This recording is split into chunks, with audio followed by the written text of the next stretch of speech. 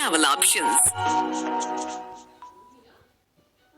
Hey guys, मैं हूँ गौरव और अगर मैं आपको पूछूं कि दिन में आसमान में दिखने वाली सबसे ब्राइटेस्ट यानी सबसे तेज रोशनी देने वाली चीज क्या है, तो आप सब कहोगे सूरज, जो कि बिल्कुल सही है। हमारा सूरज ही एक ऐसा सितारा है जो हमसे इतना पास है कि उसकी रोशनी आसपास की सारी रोशनी को फीका कर देती है।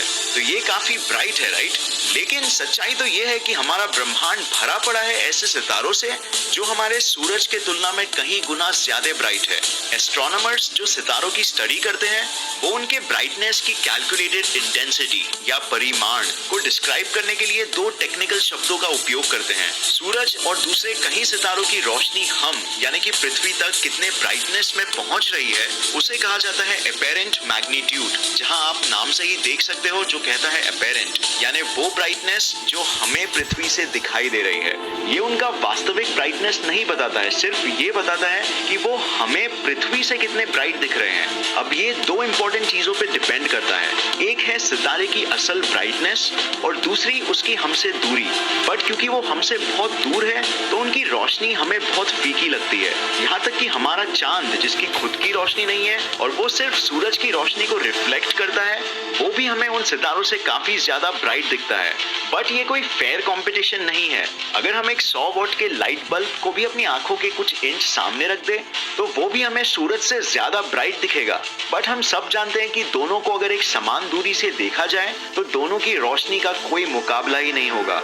तो आज के इस वीडियो में अपेरेंट मैग्नीट्यूड हमारे किसी काम का नहीं है। हमें खोज है ब्रह्मांड के सबसे ब्राइटेस्ट चीज की और उसे ढूंढने के लिए हमें चीजों का अपना वास्तविक ब्राइटनेस मापना होगा और ना कि वो ब्राइटनेस जो हमें पृथ्वी से दिखता है। सितारों के इस वास्तविक ब्राइटनेस को कहते हैं एब्सोल्यूट मैग्नीट्यूड।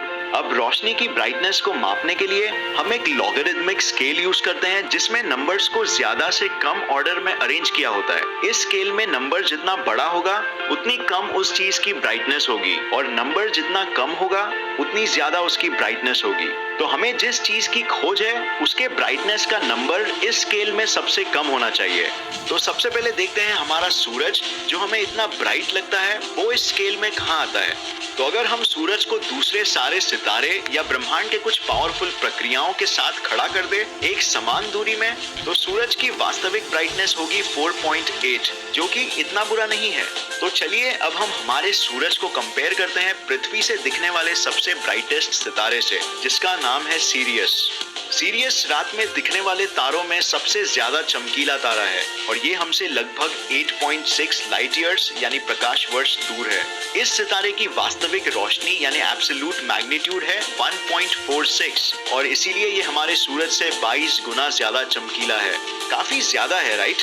तो आप लोगों का क्या ख्याल है इस सितारे के बारे में जिसका नाम है R136A1?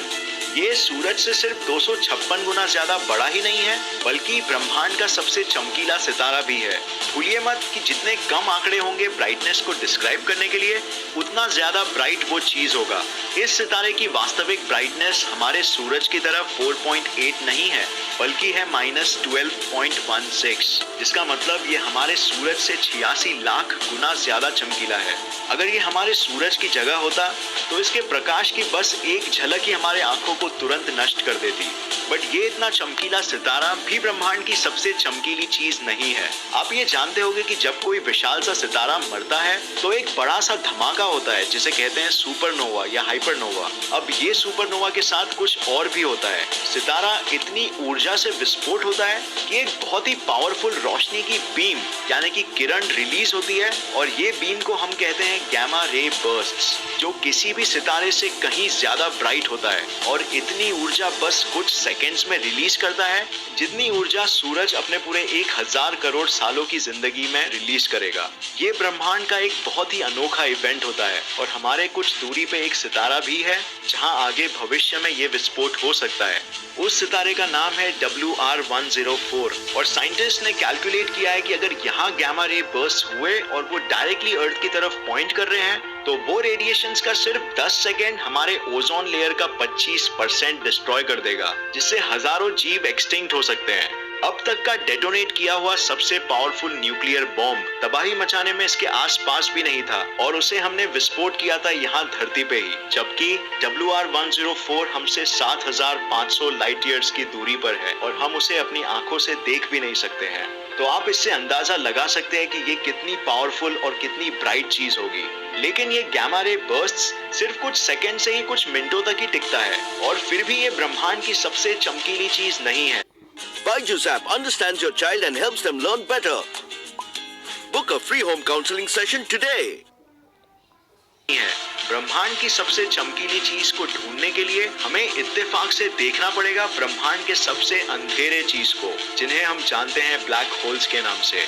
ब्लैक होल्स इतने शक्तिशाली होते हैं कि वो ब्रह्मांड के बड़े बड़े सितारों तक को खा जाते हैं और कई बार एक साल में हमारे सूरज जैसे हजारों सितारों को, और इन सितारों को पूरी शक्ति से अपने तरफ खींचते वक्त एक ऐसी चीज होती है जो ब्रह्मांड के किसी भी चमकते चीज को अपने सामने फीका कर देगी।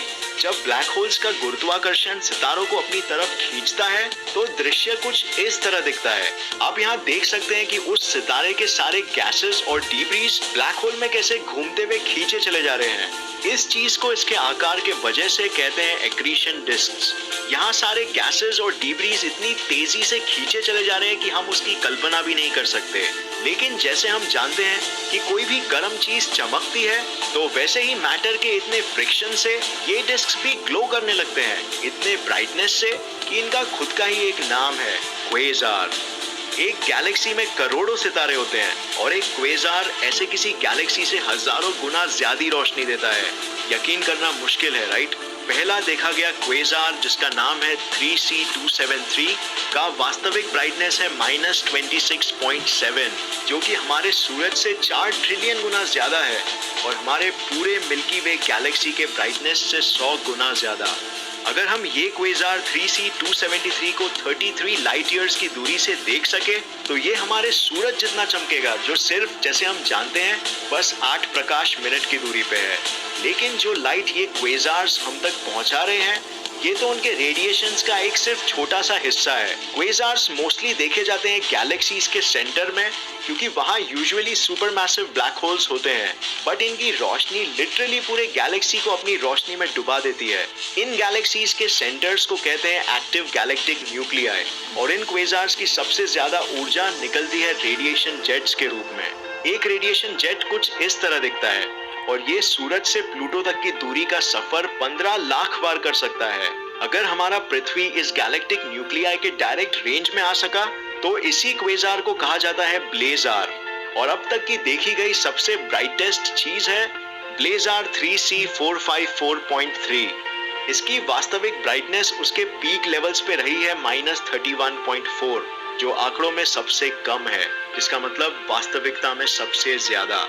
अगर आपको इनकी ब्राइटनेस का एक और सैंपल देखना है तो ये पिक्चर देख सकते हो जो निकाला गया था हबल स्पेस टेलीस्कोप द्वारा। यहाँ ये राइट साइड में एक सितारा है जो हमसे कुछ 100 लाइट ईयर्स की दूरी पे है, और इसके बाजू में जो चीज है वो आकार और रोशनी में बिल्कुल सेम लगती है, पर वो है एक क्वेजार 900 करोड़ लाइट ईयर्स दूर। बट आप सोच रहे होंगे ये क्वेजार्स इतने दूर क्यों होते हैं? तो इसकी वजह ये है कि ब्रह्मांड में हर चीज की तरह इनका भी एक दिन अंत होता है। ये क्वेजार्स बने थे करोड़ों साल पहले, जब हमारा ब्रह्मांड नया था और ब्लैक होल्स के इवेंट होराइजन्स बहुत छोटे थे, क्योंकि उन्होंने आसपास के सभी सितारों को अब तक नहीं खाया था। फिर जैसे ही वो सितारों को अंदर खींचने लगे, वैसे उनका इवेंट होराइजन बढ़ने लग गया और वो सितारों को खींच के एक एक्रीशन डिस्क बनाने की जगह एक बड़े से गल्फ में निगलने लग गए। इसीलिए ये इतने दूर हैं हमसे, और इतिहास में जो भी हुआ है उसकी एक झलक हम तक पहुंचा रहे हैं। ये सोच के कितना अजीब लगता है कि जो हम आज देख रहे हैं वो करोड़ों साल पहले की बात है, जिसकी रोशनी आज हम तक पहुंच पा रही है। अगर हम किसी तरह इसी वक्त गायब होके उनके पास पहुंच सके तो शायद वहां आज ये होंगे ही नहीं। इनकी रोशनी हम तक करोड़ों सालों का सफर करके आज पहुंच रही है, एक ऐसा सफर जो इनके खुद के जिंदगी से भी ज्यादा लंबा रहा है। लेकिन क्वेजार्स का जन्म अभी भी ब्रह्मांड में हो सकता है। इनफैक्ट उनका जन्म 300 से 500 करोड़ सालों बाद बिल्कुल यहाँ भी हो सकता है, जब एंड्रोमेडा और मिल्की वे गैलेक्सीज आपस में टकरा जाएंगे और जो दोनों के बीच का सुपर मैसिव ब्लैक होल है वो एक क्वेजार को पैदा कर सकता है मिलके सारे सितारों के साथ। तो ये है क्वेजार जो ब्रह्मांड के सबसे ऐतिहासिक चीजों में से है और साथ में ब्रह्मांड की सबसे रोशन प्रक्रिया भी है। उम्मीद है ये वीडियो आपको पसंद आया और इससे नया कुछ जरूर सीखने मिला। तो फ्रेंड्स, आपकी क्या राय है इस विषय में? क्या इनका प्रकाश जितना आपने सोचा था उससे भी ज्यादा है या फिर कम? कमेंट कीजिए नीचे, हम जानना चाहेंगे। अगर आपको ये वीडियो पसंद आया तो इसे लाइक और शेयर करना मत भूलिए और ऐसे ही साइंस वीडियोस के लिए इस चैनल को सब्सक्राइब करके नोटिफिकेशन बेल ऑन करना मत भूलिए। और मैं आपको नेक्स्ट वीडियो में मिलूंगा ऐसे ही किसी इंफॉर्मेटिव वीडियो के साथ। तब तक के लिए देखते रहिए और सीखते रहिए।